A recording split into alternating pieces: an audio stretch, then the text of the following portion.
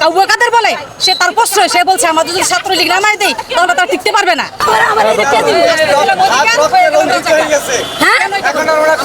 আমি রক্তে হাবুডুবু খাচ্ছি, আমি মনে করতেছি আমি রক্তে হাবুডুবু খাচ্ছি, রক্তের ভিতরে আমার শরীর দেহ ডুবে গেছে।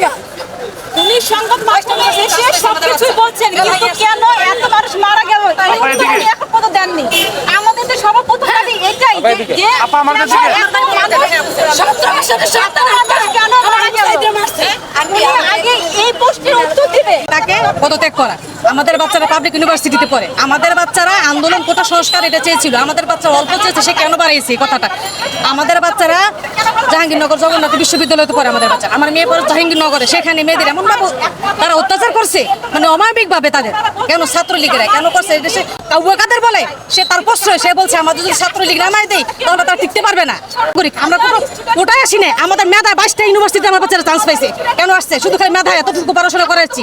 আমরা সাধারণ মানুষ, আমরা কোনো ঘুষের টাকা পড়াশোনা করি না, আমরা কারো বাপের টাকা পড়াশোনা করি না, আমরা কোনো রাজাকার না। আমরা কি জানি না সে কি করতেছে? আবু সাইদ কেন হত্যা হলো? আবু সাইদকে কেন মারা হয়েছে? পুলিশ মারছে, কেন মারলো? এত বড় প্রশ্রয় কে দিছে পুলিশকে? আবু সাইদ গোলাগুলি করছে না আবু সাইদ জুতা মারছে না আবু সাইদ ছুরি না খেলছে? কেন আবু সাইদকে দুটো করা হলো? কি কারণে হলো? আবু সাইদ রাজু খালি হলো কেন? কে করছে চুপটুকু? কেন করলো সে? কি কারণে করছে সে?